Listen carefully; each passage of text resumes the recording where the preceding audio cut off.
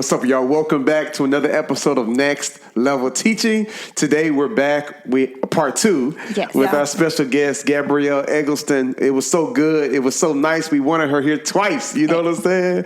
And so in this episode, me and Tori want to dig deeper into like you and some of your methodologies, why you do what you do, your interaction, your connection with the kids. It's the beginning of the school year. Mm-hmm. So let's first start off by saying, like, maybe share with us some things you learned from last year, coming out of the pandemic, and that's right. Both of us, right? And is your school back complete in person? It will be, yeah. It will be, okay. So, so what did you learn from last year? And then I'm sure Tori will take you to what you have planned this coming up year. Yeah.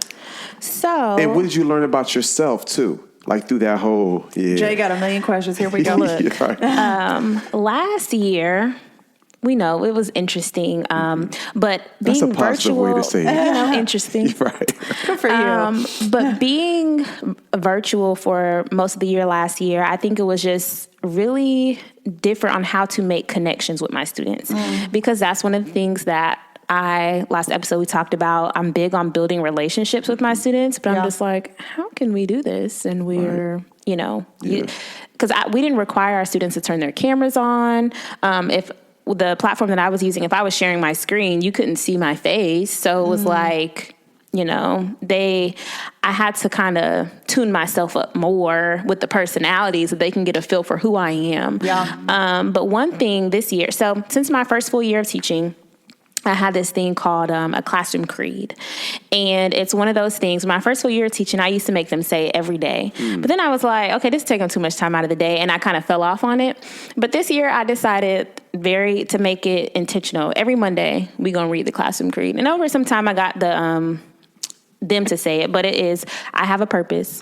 There is no one in the world like me. I am a responsible, respectful, critically thinking leader. My mistakes may be many, but each one is a lesson learned. And we start off each Monday with that. And I'm just like, I would tell them, I'm like, if y'all don't remember anything that I teach you in math, this is what I want you to take with you. And so being consistent with it last year, I'm like, okay, this year, I'm going to continue that. I'm going to continue to be consistent with that, because what I've learned is like through the pandemic, you really realize what's important. And sometimes, as much as I love math, it's not always the most important thing that I teach. Right there. Students are going through so much in their personal lives, and I've really got to, like, when they come in school, sometimes you don't always know what's going on at home, but because home life impacted school life so much with the pandemic, you realize, like I said, I just want to instill in values and principles into them that they can take with them farther than, math or geometry. I don't like geometry is my least favorite, but me too, girl. I'm like, let me measure this supplementary angle and solve for X. Never. Never. But values, instilling absolutely. Those values into them and helping them to see what's important. And this year too, I think I've learned how to, still as I get a little older, the farther away I am from their age. First year starting out, I was a little closer to their age. Yes. Now I'm getting older, I'm getting a little farther away from their age group. And so trying to still remain, culturally relevant. Yes, it's hard, especially as you get older. Let me tell you, because I remember feeling very relevant. And now there are times where, especially having a student teacher this past year, I did not feel relevant at all. I felt like the old grandma in the room because he was so relevant with them and knew everything, and I did not. Yeah. And so I was like, oh, okay. And that's why you got to ask them stuff, ask them questions. Sure. They'll put you up on game. They will. And so as we talk about school year beginning, but even just things, I guess, are things that I start off with, but try to continue with. Even as we talk about getting to know them. So I told you last episode, students come to my class and they know you got an opening. You get started on your opening first 5 minutes of class, but every Friday it's a open-ended question, like it's not math related. So students who may have never answered an opening ever, but on Fridays, this is their opportunity. They're going to answer that opening.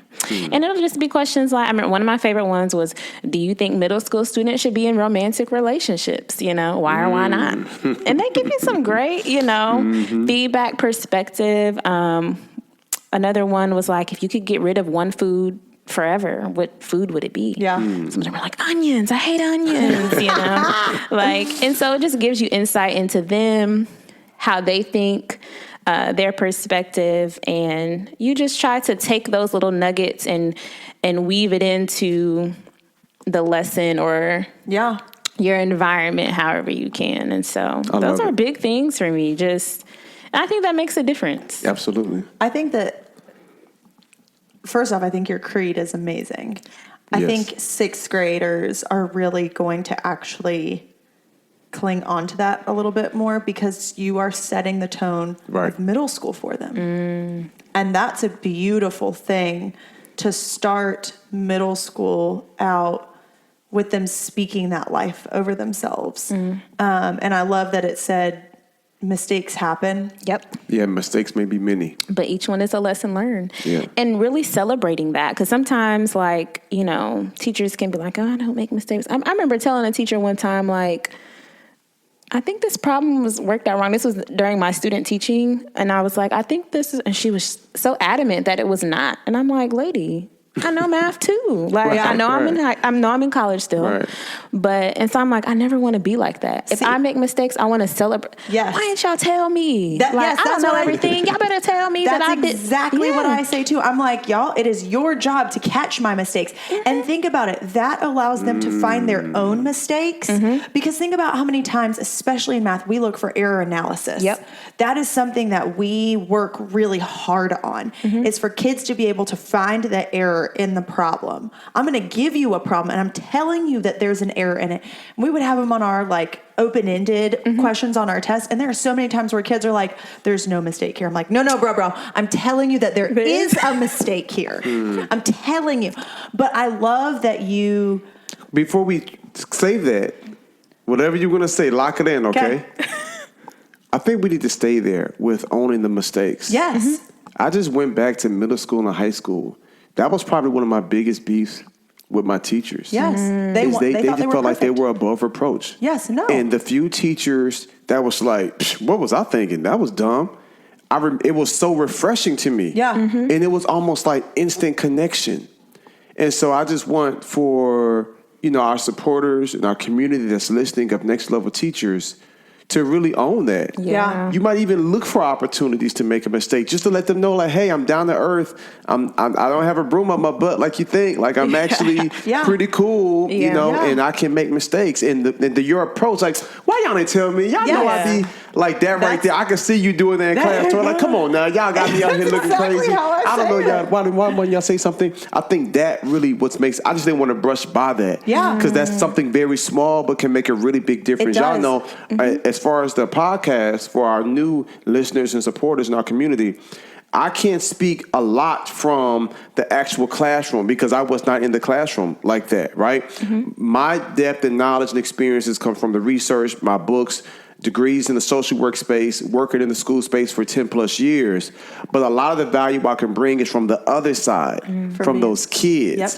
And that triggered something within me right there. Yeah. Just hearing y'all say, why y'all didn't tell me? Yeah. I didn't get a lot of that. I got the iron fist. I can't let them see me sweat. I got to portray myself as perfect. And then there was a big disconnect. When people think I'm a powerful speaker, I'm not really that deep. I'm just open. I'm just vulnerable. I'm just transparent. And that's what helps people connect with me. Yep. So I just wanted our listeners and supporters and community to know that that's actually something really valuable. Yeah. And there might be times when something goofy, God might let something happen and you slip up, like, oops, don't be embarrassed. Yeah. That's an opportunity to build that bridge. Yeah. One of my favorite Christian authors and speakers, she was actually the first person I ever saw speak. Her name's Lisa Turkhurst, and she talks about how as humans, we don't make connections through the perfections. Come on. We make the connections through the mess in someone's life. We want to know that someone else has the same mess that I do going on, and that they may look like she is phenomenal, but she is so open about the messes in her life. Yeah. Right. And I think that is so important. My students this past year, I try to be very open with my kids, and I let them know when things are going on in my life, because I want them to let me know when the things are going on in their life. And if they know that I'm willing to be that open, they can be that open with me as well. Right. And so there was one day in particular this past year where I had a conversation with administration, and conversation didn't go the way I had wanted. And, my anxiety and depression was really rough. And praise the Lord for my student teacher. He was teaching that day, but I literally was underneath my desk with my noise canceling headphones on, crying. And the next day, some of my kids were like, Miss Rod, I felt really bad for you yesterday.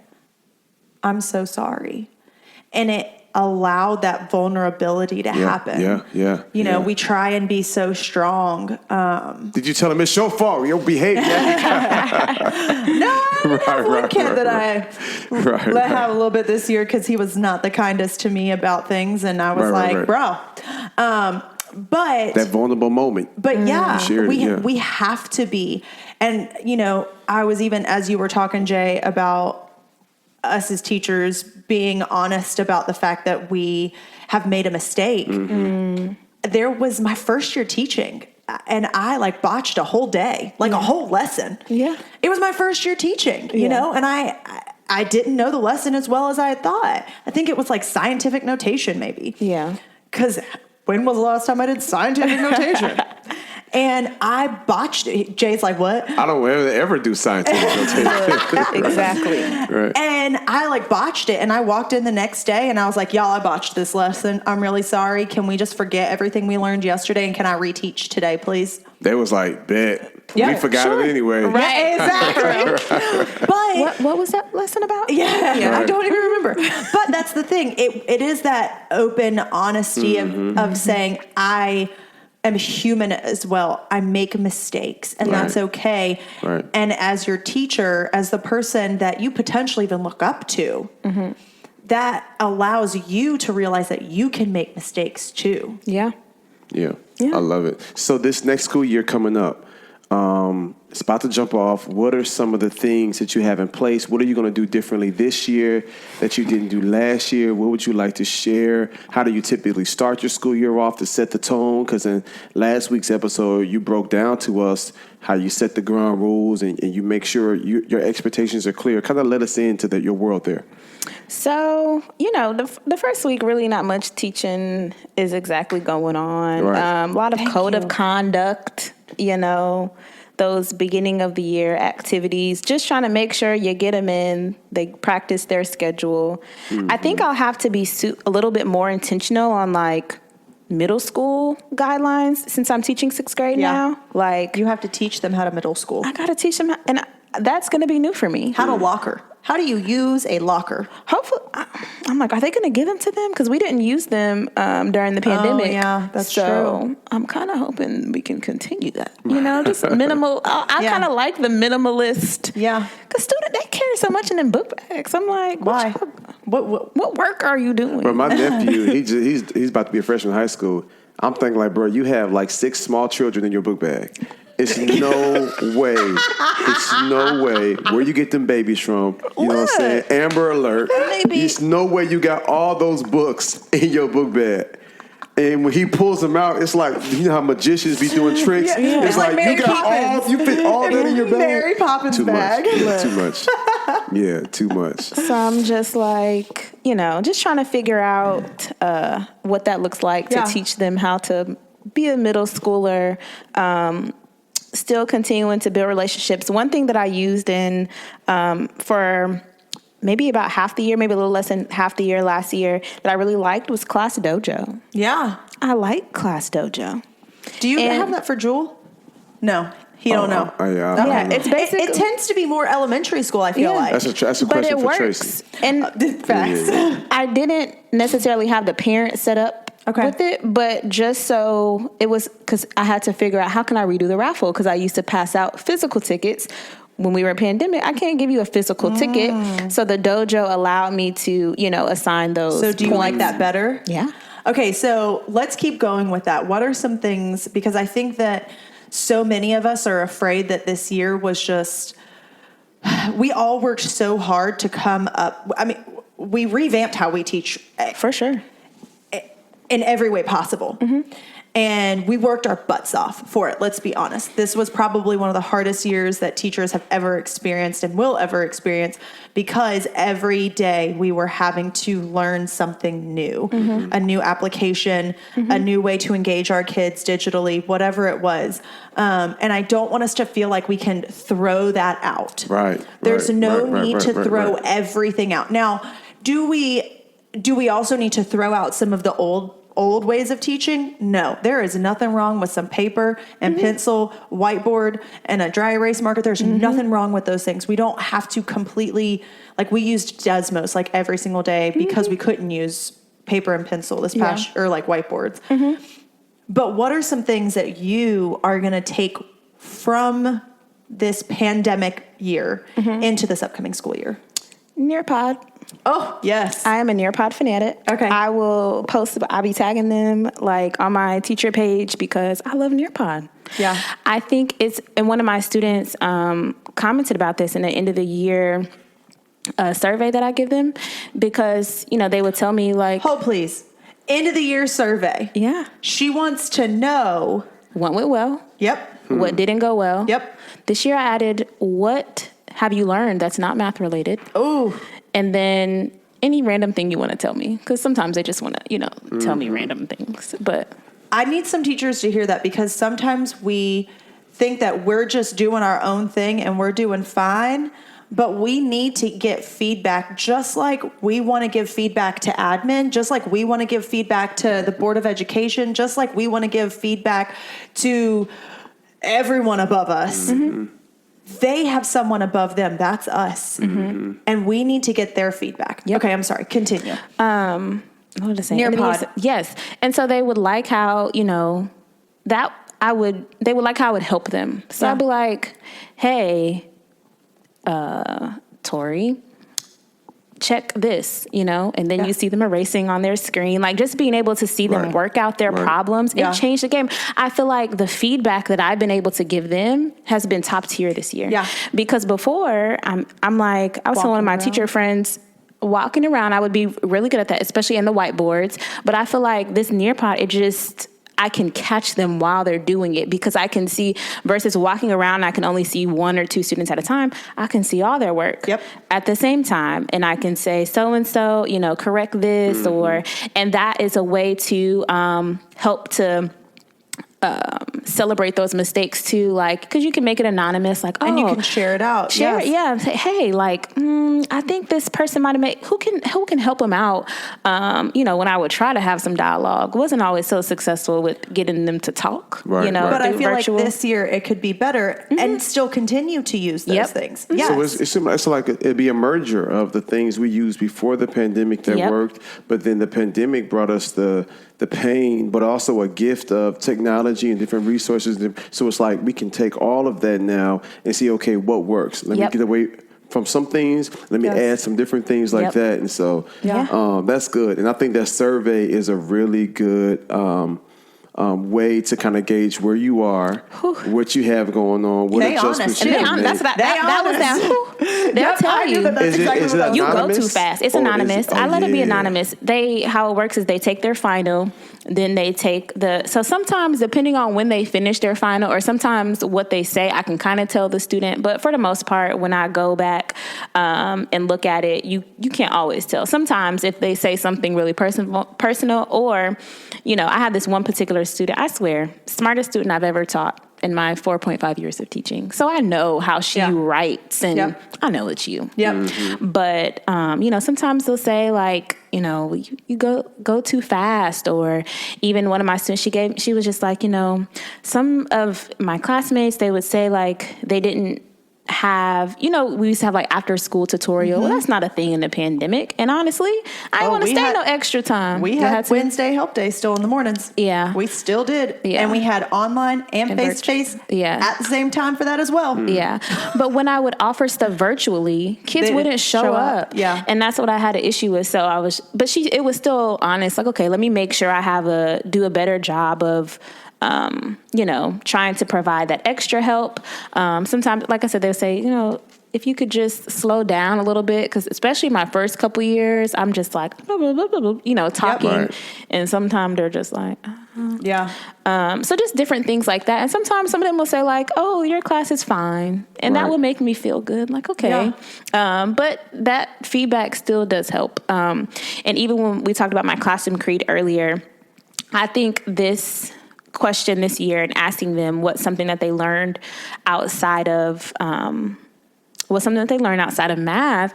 And one of the kids wrote, like, I have a purpose and it's okay to make mistakes. And I was about to cry. Like, I'm not a happy crier. I'm definitely a sad crier. Oh, no, but like, I'm a happy crier. I'm about to cry right now. The happy cry, it's like the tears will come, but they won't fall. Yeah. But it almost brought me to tears because I was just like, they have a purpose. This is why I do what I do. Yeah. Because I would tell them, there's nothing that you take with you that's not math related. I want them to know that.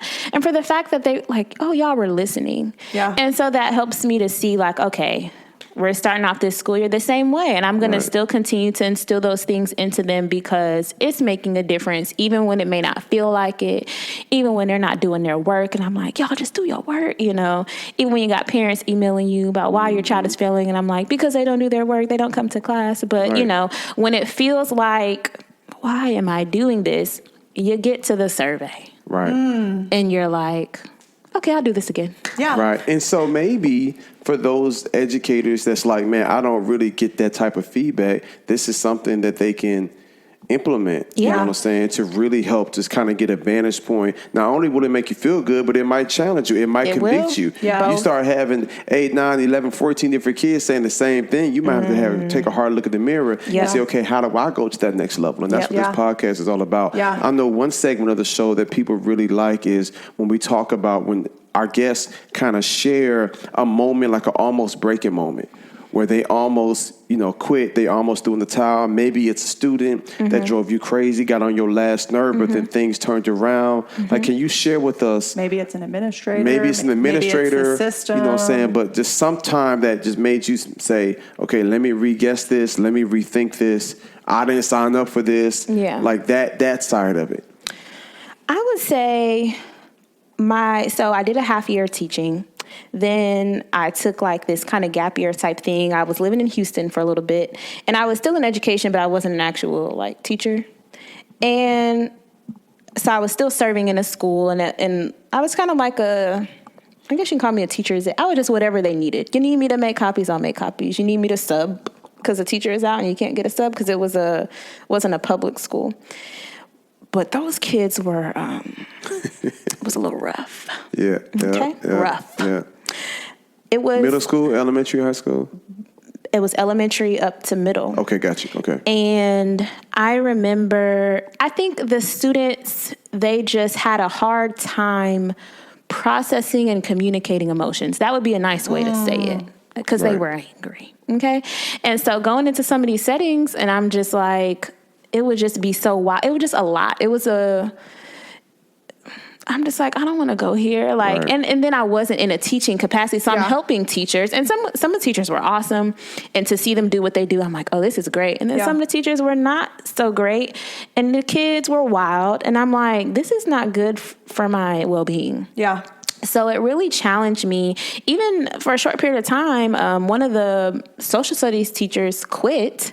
So they're like, oh, you can step in. You are certified, not in this state, but you got some. So they put me in that role. I'm out here teaching social studies. So it was just like, it was just really hard to figure out how to this. One time, so sometimes they would let me like, oh, let's help them with math for a certain set of time. And I was trying to explain to them like equations or something. And these two kids were just going at it. And I'm like, I'm trying to help you. So this is a safe space. I cussed at the kid.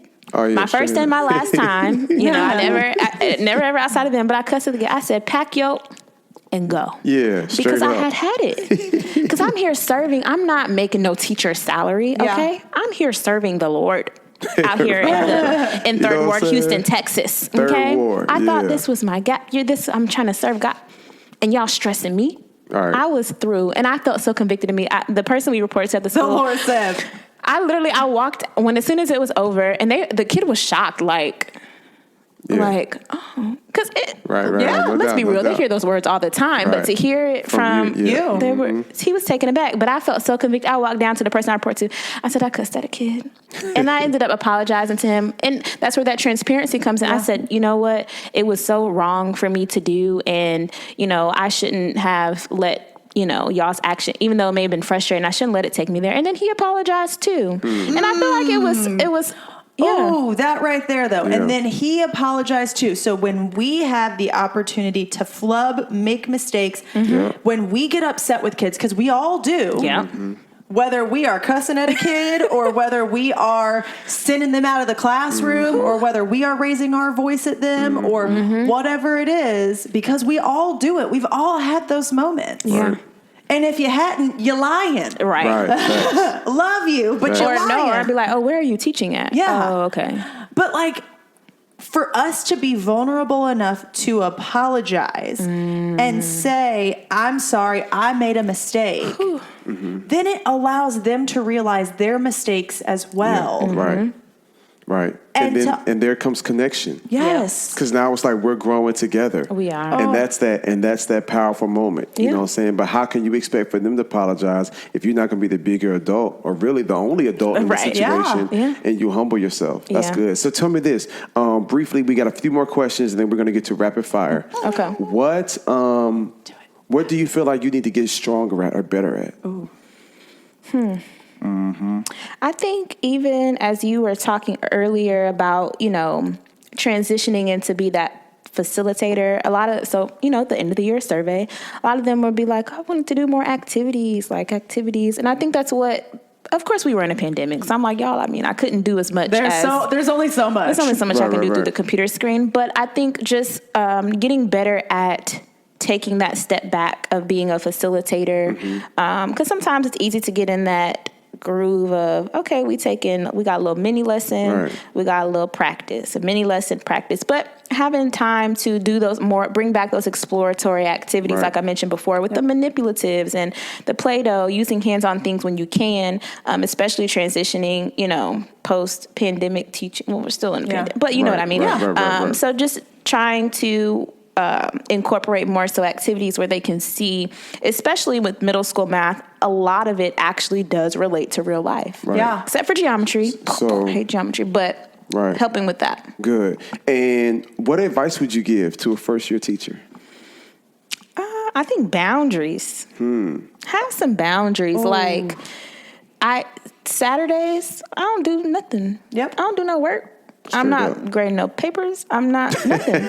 I'm enjoying my time with my husband, my friends, my sororities, whomever, whatever, working out. I'm probably not going to look at, sometimes Sunday, that prep is necessary for the week. But having those boundaries, keeping work. I know it seemed, those first couple years of teaching, it was hard. It's very hard to not bring things home at the end of the day, but I would say work your way towards that, or set a time limit on it. Like, that's okay, good. I'm gonna, maybe if you get home, maybe say 5 o'clock, all right, 6 o'clock, but after this certain time, let that be your time to enjoy whatever it is that you do. So boundaries. And that's not just for first year teachers. That's for amazing educators. I'll be meeting during the summertime, they need to hear the same thing. Yes. Yeah. I'm going to challenge you to that one this year, because as someone that changed grade levels, I went from 8th grade to 7th grade.